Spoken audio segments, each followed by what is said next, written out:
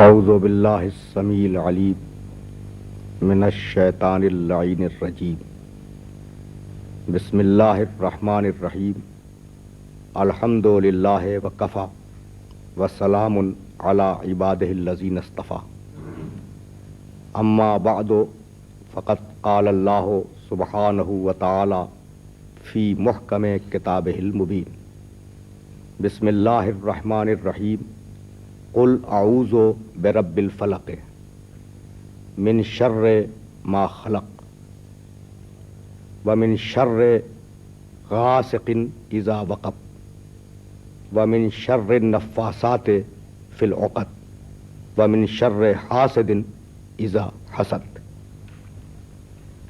عزیزان محترم، سورہ فلق کی تلاوت کا شرف حاصل کیا گیا۔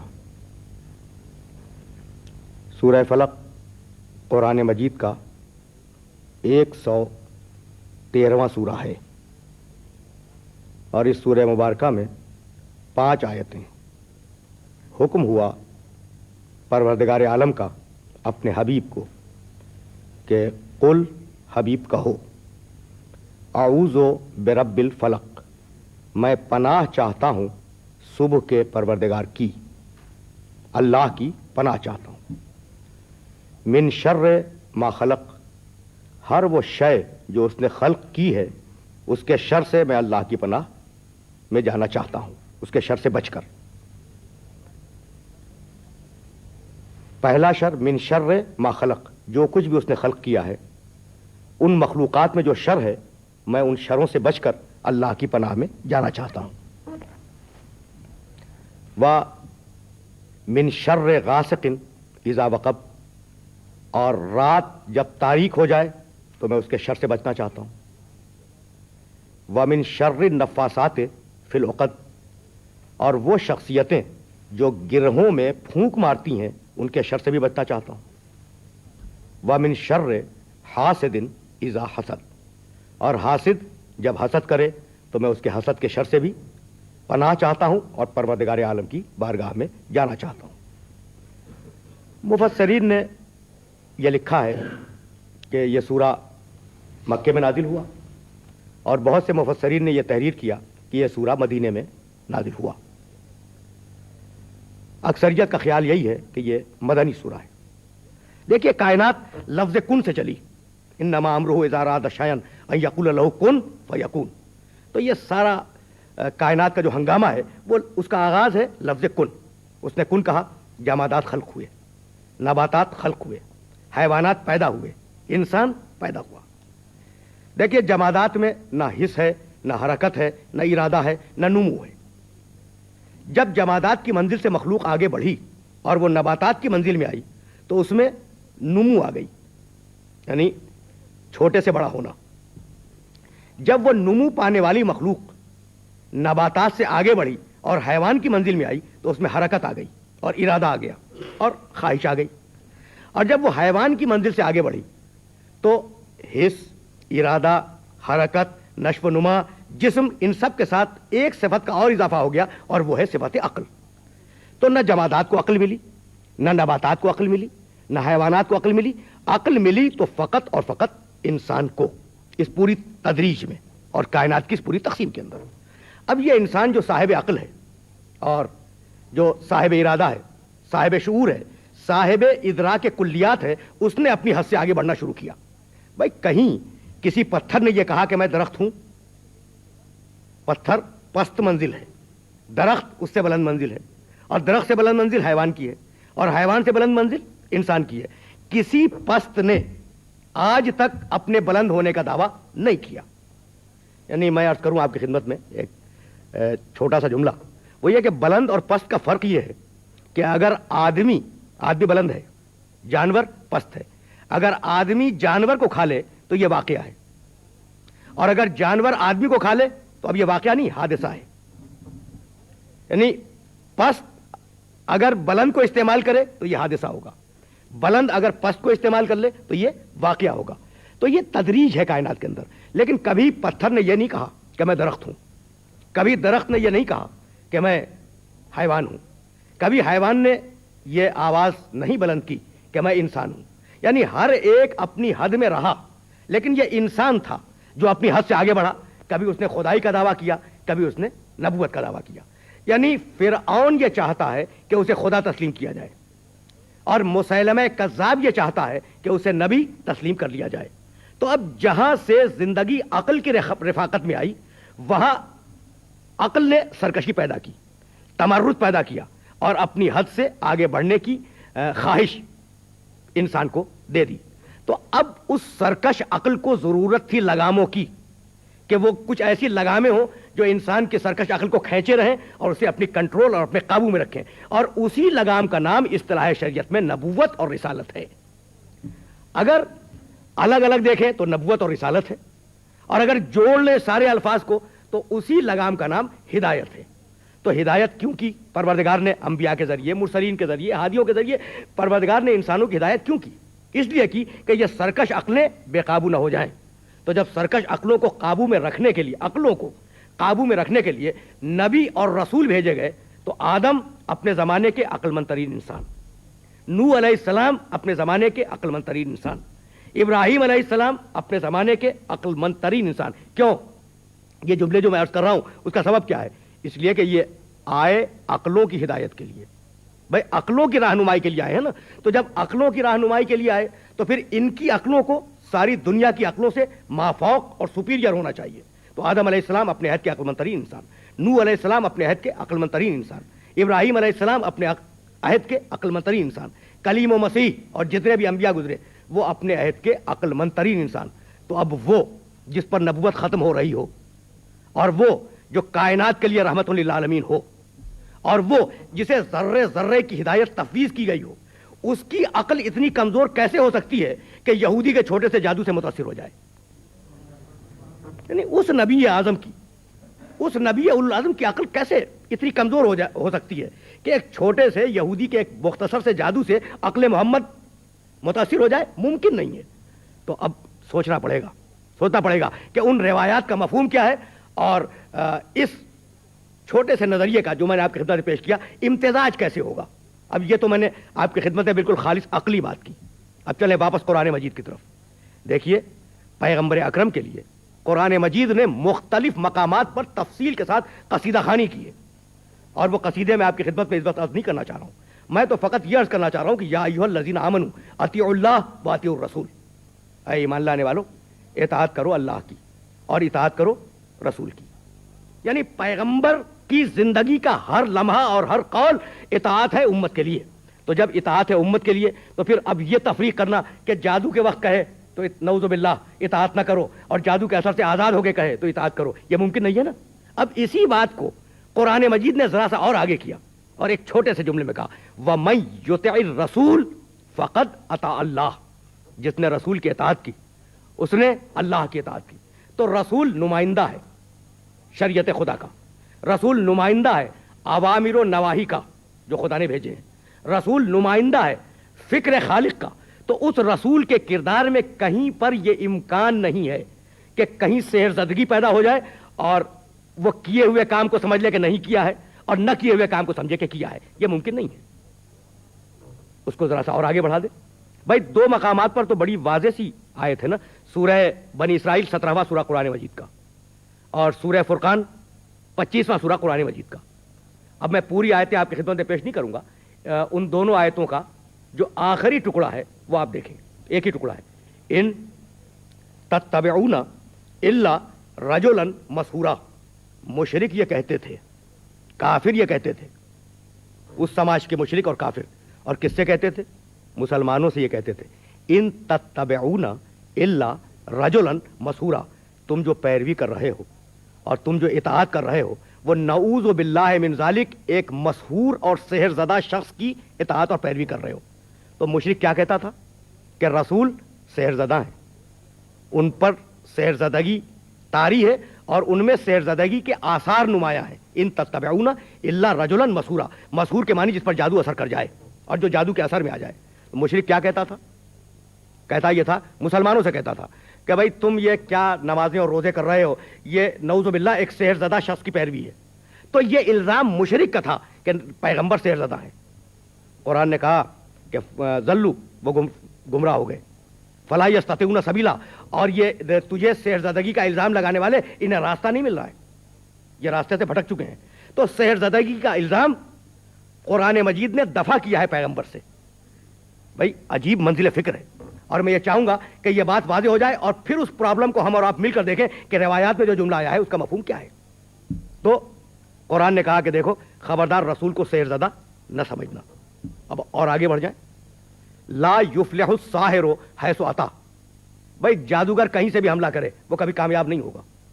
تو جب جادوگر کی ناکامیابی کی ضمانت قرآن نے دے دی ہے تو اس کا جادو خاتم النبیین پہ کیسے اثر کر جائے گا؟ یہ ممکن نہیں ہے۔ ذرا سا اور آگے بڑھ جائیں، بھائی فرعون کا سجا ہوا دربار ہے، فرعون کا سجا ہوا دربار ہے، ایک طرف سارے جادوگر کھڑے ہوئے ہیں، دوسری طرف موسیٰ اور ہارون کھڑے ہوئے ہیں، اور سارے جادوگروں نے زور لگا لیا، لگایا یا نہیں موسیٰ کے خلاف، اور وہ سارے جادوگر موسیٰ کے مقابلے پر ناکامیاب ہو گئے۔ تو اب مجھے جملہ کہنے کی اجازت ہے کہ موسیٰ علیہ السلام اولو العزم نبی ہیں، صاحب توریت ہیں، صاحب شریعت ہیں، اور ان کے مقابلے پر آنے والے سارے جادوگر ناکامیاب ہو گئے۔ تو وہ نبی جس کے ایک امتی خود موسیٰ علیہ السلام بھی ہیں، کیا وہ نبی کسی چھوٹے سے جادو سے اثر انداز ہو سکتا ہے؟ اس کا کوئی امکان نہیں۔ بھائی موسیٰ علیہ السلام ہمارے نبی کے امتیوں میں ہیں، اور کبھی میں اس کی دلیل بھی آپ کی خدمت میں پیش کروں گا، اور میں پہلے بھی آیت پیش کر چکا ہوں۔ تو وہ جو فخر موسیٰ ہو، وہ موسیٰ کا اتباع کرنا جس نبی کا فریضہ ہو اور جس نبی کی ذمہ داری ہو، اس نبی کے متعلق یہ کہنا کہ وہ جادو کے اثر میں آ جائے، یہ ممکن نہیں ہے۔ تو ایک طرف یہ بات طے ہے کہ عقل نبوت، فکر نبوت، شعور نبوت جادو کے اثر میں آ نہیں سکتی۔ بھائی کیوں نہیں آ سکتی؟ اس لیے نہیں آ سکتی، دیکھیے وَاصْبِرْ لِحُکْمِ رَبِّکَ فَلَا تُطِعْ مِنْہُمْ آثِمًا أَوْ کَفُورًا۔ حبیب وحی الہی کا اپنی زندگی کے ہر آن میں اور زندگی کے ہر لمحے میں انتظار کرو۔ دیکھیے کتنا عجیب و غریب حکم ہے، حبیب ہم تم پر وحی بھیج رہے ہیں تو تمہارا فریضہ یہ ہے کہ اس وحی کا انتظار ہر وقت کرتے رہو۔ اب طے ہے کچھ کہ وحی کب آئے گی اور کب نہیں آئے گی؟ بھائی صبح کو بھی آ سکتی ہے، شام کو بھی آ سکتی ہے، آدھی رات کے وقت بھی وحی آ سکتی ہے، اور نماز صبح کے وقت بھی وحی آ سکتی ہے۔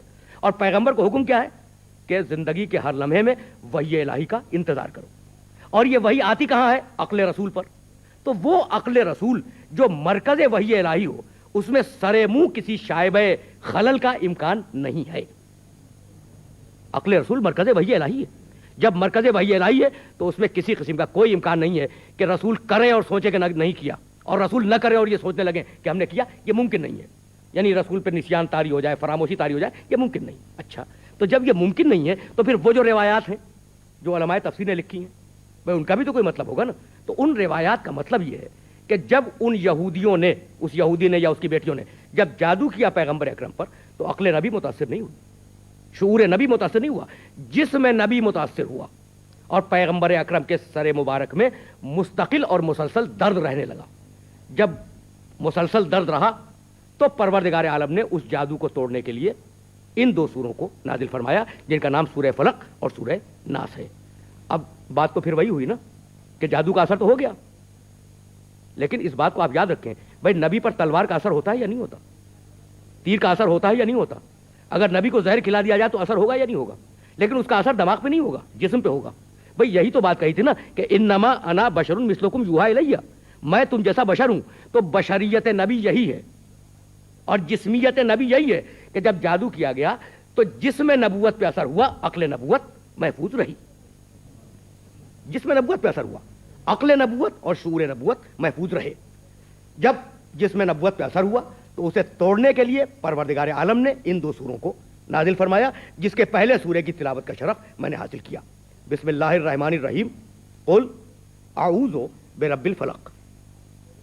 حبیب قل کہہ دو، اعوذ میں پناہ میں جاتا چاہتا ہوں، پناہ مانگتا ہوں، کس کی پناہ؟ رب الفلق کی۔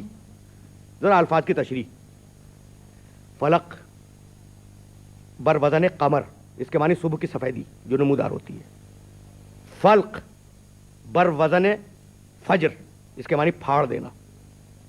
تو رب الفلق کے معنی صبح کا پروردگار۔ میں صبح کے پروردگار کی بارگاہ میں بچ کر جانا چاہتا ہوں۔ بھائی کس سے بچ کے جانا چاہتا ہوں؟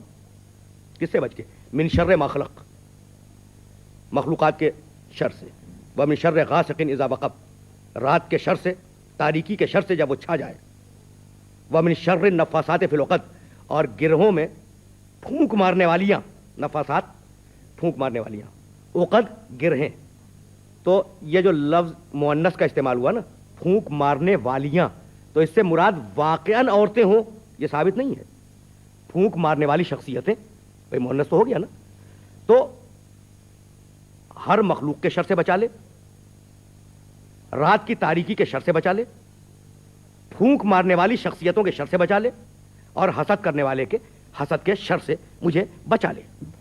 بھئی یہ فلق کا پروردگار، رب الفلق کے معنی فلق کا پروردگار، اور جب بے لگا دیں آپ، قل اعوذ برب الفلق، تو اب یہ رب الفلق نہیں کہلائے گا، رب الفلق کہلائے گا۔ بے کا انفلوئنس یہ ہے کہ جس حرف کے اوپر، جس لفظ کے اوپر آ جائے اس کو زیر دے دے، تو رب الفلق کے معنی کیا ہے؟ صبح کا پروردگار۔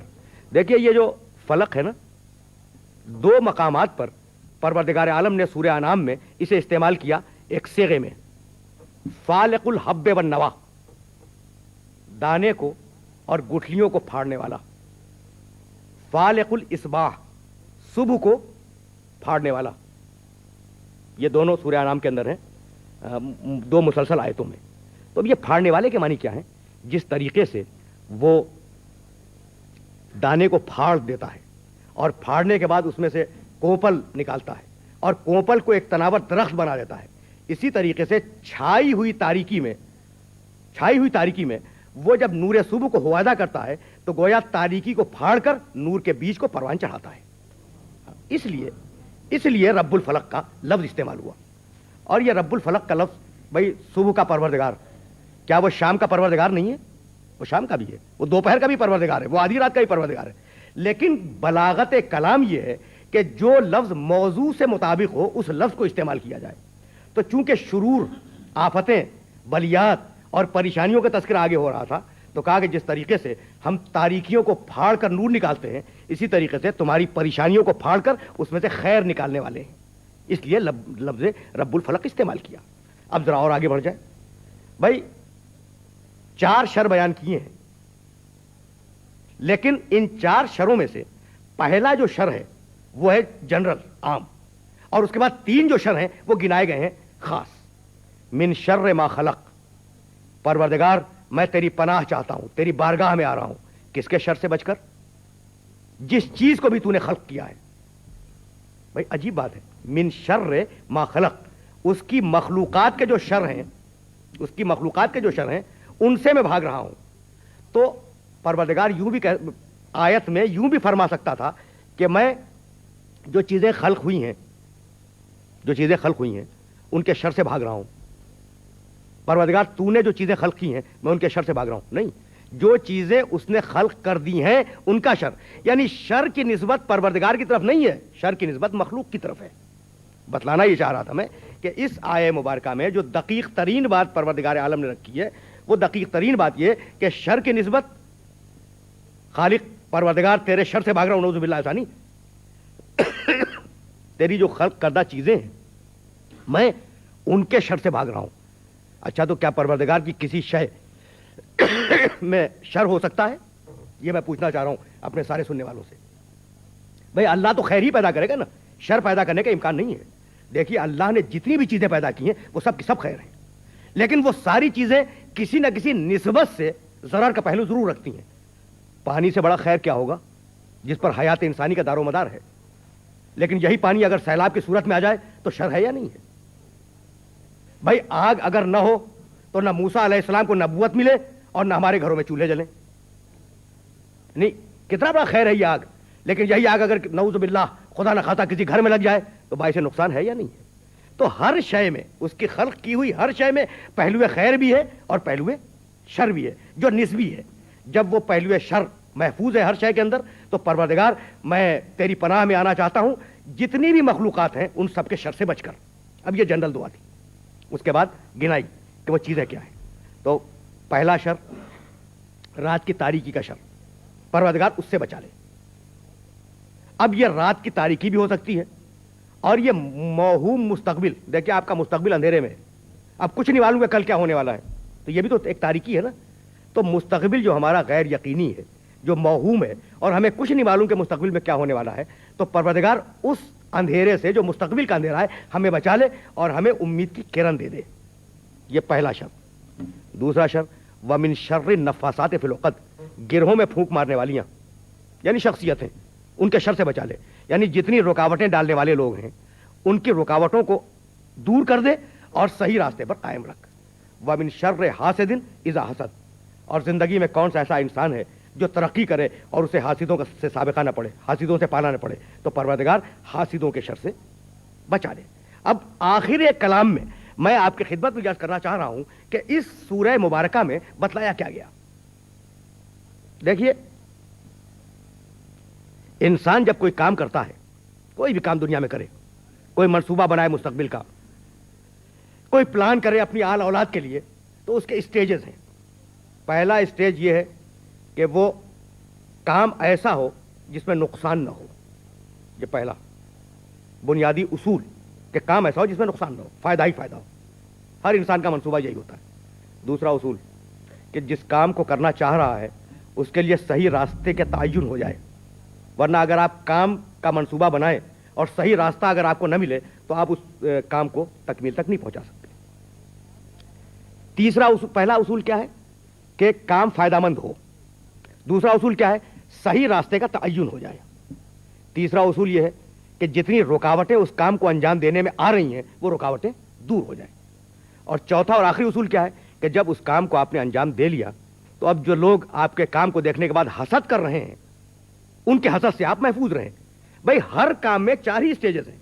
पहला यह कि फायदा हो, दूसरे यह कि रास्ता मालूम हो जाए, तीसरे यह कि रुकावटें दूर हो जाएं, चौथे यह कि काम को अंजाम देने के बाद हासिद के हसद से महफूज रहें। भाई, ये चारों मराहिल को परवरदिगार आलम ने आयतों के 4 टुकड़ों के अंदर रख दिया। मिन शर्रे मा खलक, परवरदिगार नुकसान से बचा ले। जितने भी नुकसान दुनिया में मुमकिन है मैं उनसे बचना चाहता हूं और मुझसे वो काम अंजाम दिलवा दे जिसमें फायदा हो। ये पहला स्टेज। व मिन शर्रे गासिकिन इज़ा वक़ब, और परवरदिगार मुझे अंधेरों से और तारीकियों से बचा ले, इसलिए कि सही रास्ता काम करने के लिए उसी वक्त मिलेगा जब रोशनी मौजूद हो। तो पहले स्टेज में दुआ मांगी कि सारे नुकसानात से बचा ले, फायदे की चीज दे दे। दूसरे मरहले में यह दुआ मांगी कि परवरदिगार अब सही रास्ते का तयन कर दे, सही रास्ते तक पहुंचा दे। वमिन शर्रि गासिकिन इज़ा वक़ब। और अब तीसरे मरहले के तयन के लिए यह दुआ मांगी कि परवरदिगार अब इस काम को अंजाम देने में जो रुकावटें आने वाली हैं उन रुकावटों को तू ही दूर कर सकता है, तो उन्हें दूर कर दे। वमिन शर्रि नफ़ासात फिल उक़द। और अब आखिरी स्टेज पर जब सारी रुकावटें दूर हो गई, फायदामंद काम हो गया, रास्ता आपको मिल गया और अब आप मुतमईन जिंदगी गुजारने लगे, तो अब आखिरी दुआ मांगी वमिन शर्रि हासिदिन इज़ा हसद। परवरदिगार अब मैं इस काम को इंजॉय करना चाहता हूं, अब इस काम के साथ जिंदगी गुजारना चाहता हूं, तो अब जितने हसद करने वाले हैं उनके हसद से मुझे अपनी पनाह में रख और अपनी बारगाह में तेरी मर्जी के मुताबिक जिंदगी गुजारने की तौफीक करामत फरमा। व आखिर दावाना अनिल हम्दुलिल्लाहि रब्बिल आलमीन।